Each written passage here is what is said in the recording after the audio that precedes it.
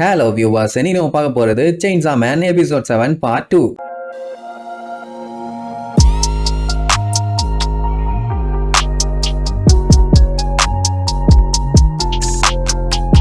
Open பண்ணா போன பாட்டுல பார்ட்டி வைக்கணும்னு முடிவு பண்ணாங்கல்ல, பார்ட்டியும் வச்சாச்சு.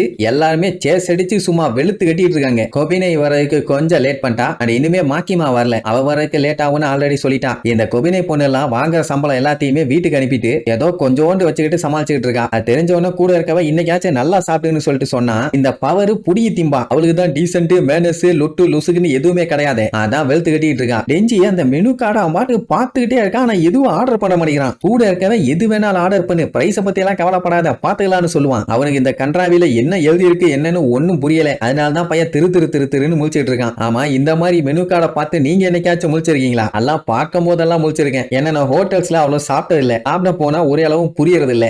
நம்ம தமிழ்நாட்டு ஹோட்டல்லாம் பரவாயில்ல, எங்கேயாச்சும் வெளியில போனோம்னு வைங்க, அங்கதான் பெரிய தலைவலியா போகும். சரி, அது பேசினா பேசிக்கிட்டே இருக்கணும், அதை விடுங்க. நம்ம டெஞ்சி இருக்கால, அவன் நைஸா ஹிமினோ கிட்ட போய் ஆமா கிசு தரேன்னு சொன்னியே, அதை எப்ப தர்றேன்னு கேட்பான். அவ அட லூசு பையில கேட்கிற நேரமாடா இது, முதல்ல நான் குடிச்சுக்கிறேன் அதுக்கப்புறமா தர்றேன்னு உடனே அவனுக்கும் செம ஹாப்பி. அதுக்கப்புறம் ஹிமினோ கொல்ல ட்ரை பண்ணதுக்காக அவன்கிட்ட மன்னிப்பு கேட்பா. அதெல்லாம் அவன் பெருசா கண்டுக்கவே இல்லை. ஓகே, உங்கள் பாவங்கள் அனைத்தும் மன்னிக்கப்பட்டது, எல்லாமே மன்னிக்கப்பட்டது, நீங்கள் ஒன்னும் கவலைப்பட வேண்டாமா. அப்ப கூட இருக்கவன் கூப்பிட்டு அட மூலகட்ட மூதேவி, இது வெல்கம் பார்ட்டி, இதுல புதுசா வந்தவங்க எல்லாம் இன்ட்ரோடியூஸ் பண்ணிக்கணும். முதல்ல நீ எந்திரிச்சு நீ யாரு என்ன உன் பேர் என்ன எல்லாத்தையும் வெளியில சொல்லும்பா. ஆனா அக்கி எந்த டெவில் கூட கான்ட்ராக்ட் போட்டிருக்கன்னு வெளியில சொல்லாதேம்பா. ஏன்னா அவன் நம்பாத யாருகிட்டயுமே அதை பத்தி சொல்லவே கூடாது. அதுக்கப்புறம் அது அவனுக்கே பிரச்சனையாக கூட வாய்ப்பு இருக்குது. அதுக்கப்புறம் எல்லாம் மாத்தி அவனை பத்தி கேட்டவன சரின்ட்டு அவனும் அவனை பத்தி சொல்லுவான். என் பேரு டெஞ்சி, எனக்கு 16 வயசு ஆகுது. அதுவும் எனக்கு தெரிஞ்சு நான் சொல்றேன், என்னோட ஹாபிஸ் எல்லாம் நீங்க பாத்தீங்கன்னா சாப்பிடுறது தூங்குறது. எப்படி சூப்பராம்பா. அங்க எல்லாரும் ஆடி போயிருவாங்க. ஏன்னா டெவில் ஹண்டர்ஸ் யாரும் இவ்வளவு சின்ன வயசுல இங்க வந்ததே இல்ல.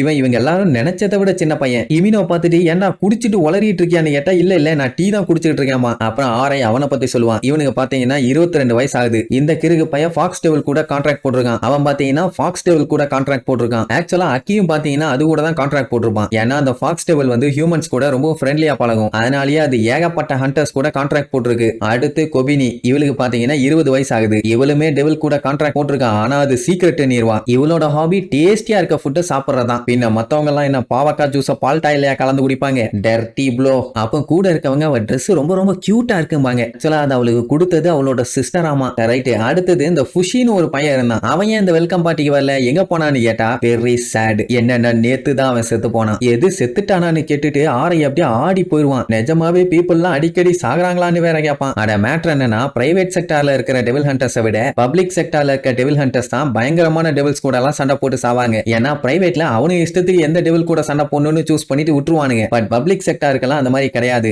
எந்த டெவில கொல்ல சொல்றாங்களோ அந்த டெவில கொன்னு தான் ஆகணும். அதனாலேயே இவங்கள ஏகப்பட்ட பேர் சாவாங்க. அதுவும் தான் சரக்கடிச்சிட்டு இருக்காளே இந்த பொண்ணு கூட ஜாயின் பண்ணவங்க யாருமே இப்ப உயிரோட இல்ல. இப்படி எல்லாம் சீரியஸா பேசிட்டு இருந்தா அந்த ஹிமினோ சரக்க போட்டுட்டு டெஞ்சி எல்லாம் கண்டிப்பா சாக மாட்டான். அப்படி எப்படின்னு அவன் மேல விழுந்து புரண்டி தள்ளிட்டு இருப்பான். சரக்கு அடிச்சாலே அவன் ஃப்ரெண்ட்லி ஆயிடுறான். அதுவும் எப்படின்னு கேளுங்க, அப்பப்போலாம் இங்க இருக்கவங்க எல்லாரு மேலயும் பாஞ்சு முத்தம் கொடுத்துருவான். அட சண்டாளி, இவ குத்து விளக்கா இருப்பான்னு பார்த்தா கும்மா குத்து விளக்கா இருக்கா. ஆனாலும் டெஞ்சிக்கு ஆர்வம் போல. அப்பாடா, அப்படின்னா நமக்கு கிஸ் கன்ஃபார்ம் அப்படின்னா இன்னைக்கு முதல்ல அவ கிஸ் எனக்கு தான் கொடுக்கணும்னு ஆர்வமா பாத்துக்கிட்டு இருக்கும் போது மாக்கிமா கூர்க்கால வந்து என்ன என்ன என்ன கிஸ்ன்னு கேப்பா. பையன் ஷாக் ஆயிருவான். சோ ஒரு வழியா பார்ட்டிக்கு வந்துட்டான்னு வைங்க, அக்கி எந்திரிச்சு அவன் சீட்ல எல்லாம் உட்கார வைப்பான். மரியாதை. மாக்கிமா இன்னுமே விடல. டெஞ்சிய பார்த்து என்னப்பா இன்னைக்கு யாரையாச்சும் கிஸ் பண்ண போறியா, ரொம்ப ஆர்வமா இருக்கேன்னு கேப்பா. இல்லவே இல்ல, நான் யாரையும் கிஸ் பண்ண போறது இல்லன்னு சமாளிப்பான். இமினோ அப்ப எனக்கு முத்தம் கொடுக்க போறது இல்லையான்னு இழுப்பா. ஐயோ எதை சமாளிக்கிறதுன்னு தெரியலையேன்னு புலம்பி தள்ளுவான். இப்ப டெஞ்சிக்கு என்ன கஷ்டமா இருக்குன்னா இமினோ இவனுக்கு கிஸ் கொடுக்க போற மேட்ரு மாக்கிமாக்கு தெரியக்கூடாது. ஆனா அவளுக்கு தெரியுமேங்கறக்காக இந்த கிஸ்ஸை விட்டுறக்கூடாது. அதனால எப்படியாச்சும் சப்ஜெக்டை சேஞ்ச் பண்ணி ஆகணும்னு மாக்கிமா நான் கண்டுவிலோட ஃபிளஷ் உன்னை கண்டுபிடிச்சிருக்கேன் அப்படின்ட்டு நைஸா ட்விஸ்ட் பண்ணி விட்டுருவான். ஆக்சுவலா இந்த அளவுக்கு ஃப்ரீக்வெண்டா இதுக்கு முன்னாடி எல்லாம் உங்களுக்கு கண்டவிலோட ஃபிளஷ் கிடைச்சதே இல்ல. இப்பதான் அடிக்கடி சிக்குது. அதுலயே அந்த ஹோட்டல்ல சண்டை போட்ட டெவில் டெஞ்சிய டார்கெட் பண்ணி இருக்குது. அதுலயே அக்கிக்கு ஏதோ சரியில்லைன்னு தோணும். உங்களுக்கு இதை பத்தி ஏதாச்சும் தெரியுமான்னு அவகிட்ட கேட்டா அவ ஒரு போட்டி வைப்பான். என்னன்னா அவளை விட இவன் அதிகமா ட்ரிங்க் பண்ணிட்டானா அது ஏன் என்னன்னு சொல்லிடுவாளாமா. உடனே அக்கி அப்படின்னா கொண்டு வாங்கல 2 பியராம்பா. இமினோ நானும் போட்டிக்கு வரேன்பா. இதை பத்தி எல்லாம் யாரும் கவலைப்படல. பவரும் டெஞ்சியும் சிக்கன் ஃப்ரைய வாங்கி வெளுத்து கட்டிட்டு இருப்பாங்க. அதுக்கப்புறம் குடிப்பாங்க பாக்கணுமே குடி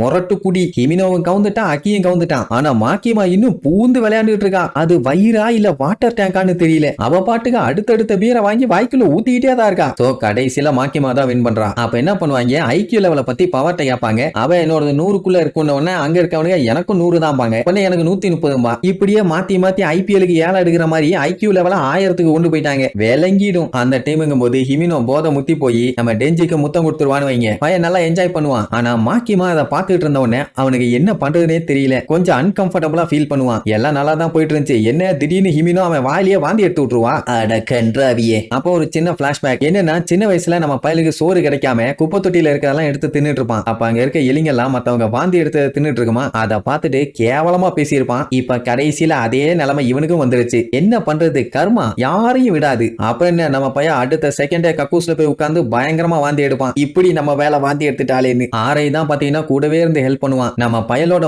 கிசே இப்படி வாந்தியில அமையும்னு அவன் எதிர்பார்க்கவே இல்லை. ஆக்சுவலா ஆரையோட அம்மாவும் குடிச்சிட்டு வந்து அடிக்கடி இப்படித்தான் வாந்தி எடுப்பாங்களாமா. அவனுக்கு இவன் தான் ஹெல்ப் பண்ணுவேன்னு வேற சொல்லுவான். இல்ல வேற ஹிமினோ இவனுக்கு கிஸ் அடிச்சது அவனுக்கு ஜலசா இருக்குன்னு வேற சொல்லுவானா. கொய்யால நானே நாரி போயிட்டேன், உனக்கு ஜலசா இருக்காடா ஜலசு நன்னாரி பைலட்டு மறுபடியும் வாந்தி எடுத்துட்டு இருப்பான். சரி ரைட்டு, ஒரு வழியா எல்லாம் சாப்பிட்டு முடிச்சு வெளியில வந்துட்டாங்க. மாக்கிமா தான் இன்னைக்கு எல்லாரும் சாப்பிட்டதுக்கு பில்ல பே பண்ணிருப்பா. அதனால எல்லாம் அவளுக்கு தேங்க்ஸ் சொல்லுவாங்க. அந்த டைம் டெஞ்சி எங்கன்னு சுத்தி முத்தி தேடுவாங்க, ஆளை காணோம். என்னடானா ஹிமினோ தான் அவனை தூக்கிட்டு எங்கேயோ போயிருக்காலாமா. வேற எங்கேயும் போல, அவ வீட்டுக்கு தான் தூக்கிட்டு போயிட்டா. பயலுக்கு பயங்கரமா தண்ணி தாங்க அடிக்குது.